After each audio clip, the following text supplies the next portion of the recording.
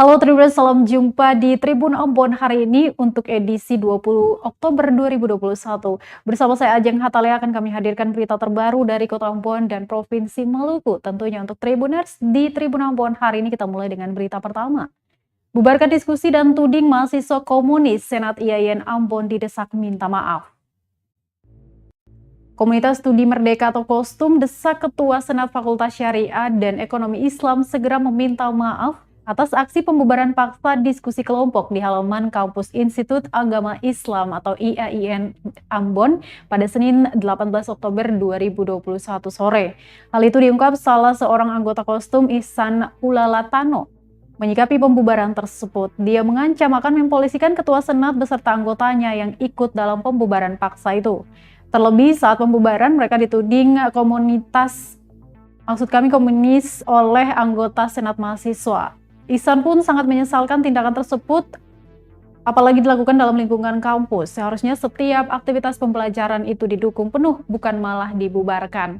Diberitakan sebelumnya Tribuners, diskusi kelompok di halaman kampus IAIN Ambon dibubarkan paksa Senat Fakultas Syariah dan Ekonomi Islam IAIN Ambon pada Senin 18 Oktober 2021 sore. Sempat terjadi adu mulut antara peserta diskusi dengan ketua dan juga anggota Senat mahasiswa. Dia sangat menyesalkan kejadian tersebut, terlebih mereka dituding sebagai organisasi terlarang serupa komunis.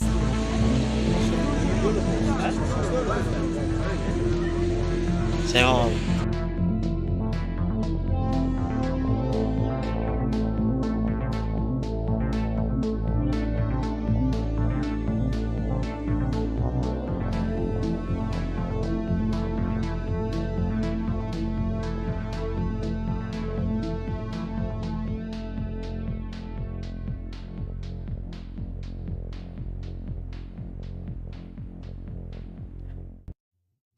Pemkot Ambon kembali perpanjang PPKM level 2 hingga 8 November 2021 mendatang.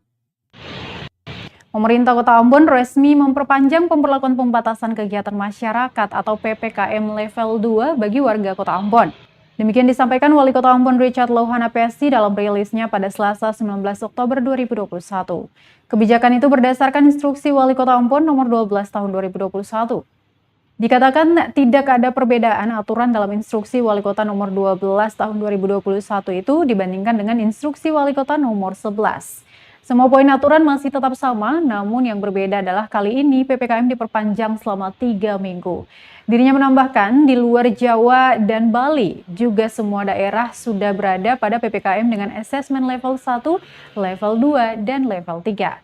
Untuk Kota Ambon saat ini masih bertahan pada PPKM Mikro Level 2. Dirinya menandaskan dalam peta resiko penyebaran COVID-19 di Maluku, Kota Ambon masih berada pada zona kuning atau resiko rendah dengan skor 2,89 poin. Dengan capaian vaksinasi 206.000 warga atau sekitar 77%. Sedangkan vaksinasi lansia Kota Ambon baru mencapai 54,9%.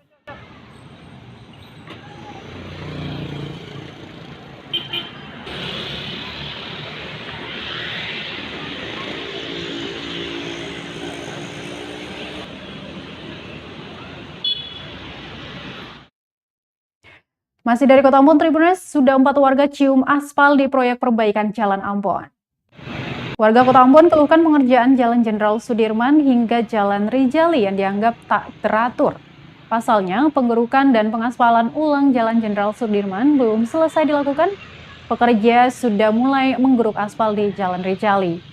Tukang ojek yang sering mangkal di Jalan Rijali, Sean, salah satunya menilai pengerjaan ini sangat semeraut dan sangat membahayakan warga yang melintas di kedua ruas jalan tersebut. Kata dia, sebenarnya pengerjaan jalan ini sangat bagus, hanya saja pemerintah harus fokus pada pengerjaan jalan yang betul-betul rusak dan bergelombang, seperti di kawasan depan kantor Jasara Harja hingga pertigaan Batu Merah. Dari pantauan tribunambon.com di lokasi pada pukul 10.20 waktu Indonesia Timur hingga pukul 10.54 waktu Indonesia Timur, terdapat 3 kendaraan yang hampir jatuh akibat kehilangan keseimbangan saat berada di jalan yang sudah dikeruk. Selain itu juga ada 2 kendaraan yang hampir bertabrakan karena para pengendara ini ingin menaiki jalan yang bagus atau jalan yang belum dikeruk.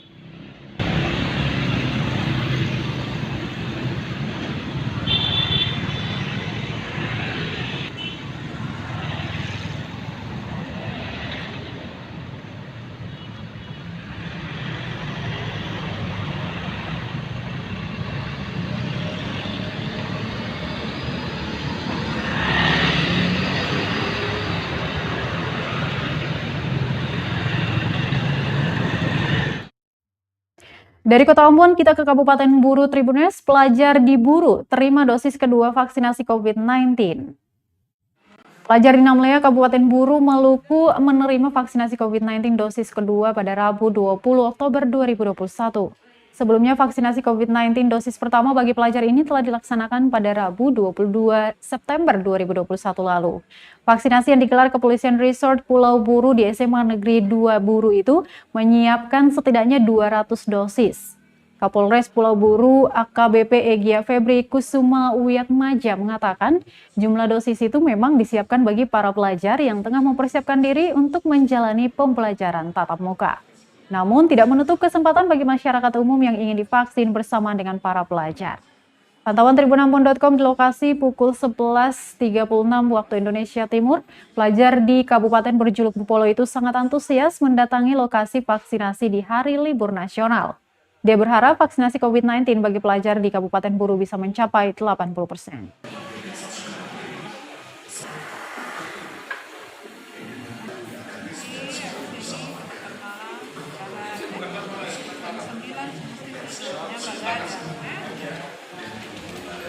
Vaksinasi hari ini adalah vaksinasi lanjutan, vaksinasi tahap kedua yang sebelumnya sudah kita laksanakan tahap satunya beberapa waktu yang lalu di tempat ini juga. Ini kita lakukan hari ini untuk memfasilitasi masyarakat yang kemarin sudah melaksanakan tahap satu di tempat ini juga. Untuk jumlah dosis yang hari ini disiapkan sejumlah 200, tapi yang sudah mendaftar untuk divaksin sejumlah 130.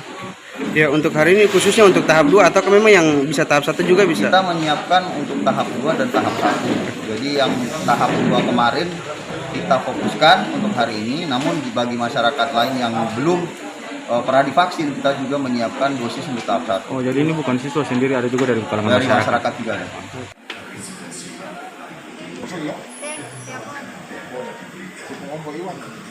Iya betul.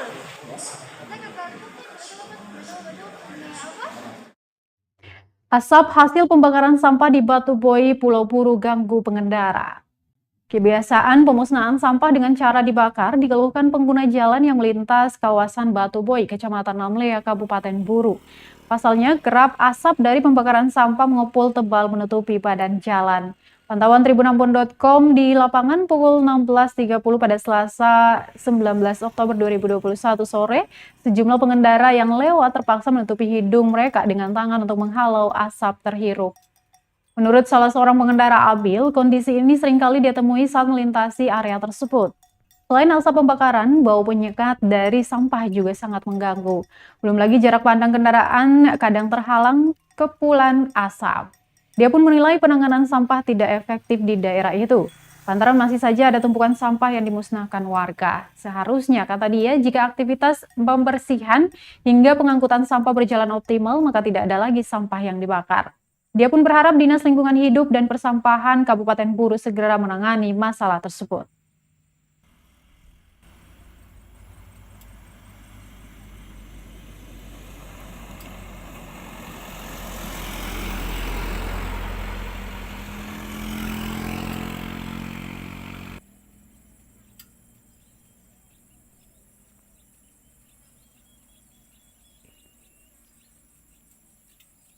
Di namanya TPA, tempat pembuangan sampah akhir, itu seharusnya buang lebih dalam lagi karena ini sudah di muka jalan umum. Aktivitas masyarakat setiap hari di situ lalu bakar, bau sampah itu sampai baunya menyengat, bisa terjadi virus karena sampah yang mereka buang itu sudah di jalan umum. Apakah untuk sampah tersebut mengganggu aktivitas Bapak saat melewati area tersebut? Sangat mengganggu karena asap dan polusi udara yang dibakar oleh bau sampah itu sangat menyengat sekali.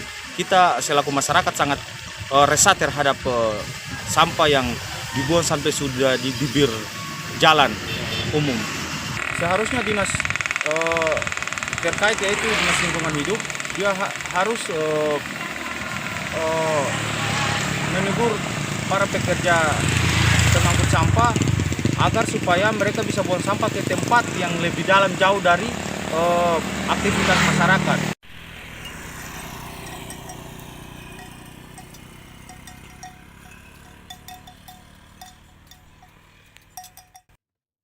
Baik, Tribuners, berita tadi sekaligus menutup perjumpaan kita di Tribun Ambon untuk edisi hari ini, 20 Oktober 2021. Terus pantau berita terbaru di portal kami www.tribunambon.com. Saya Ajeng Hatalea beserta tim redaksi yang bertugas mengucapkan terima kasih. Kita jumpa besok. Amato. Terima kasih sudah nonton. Jangan lupa like, subscribe, dan share ya.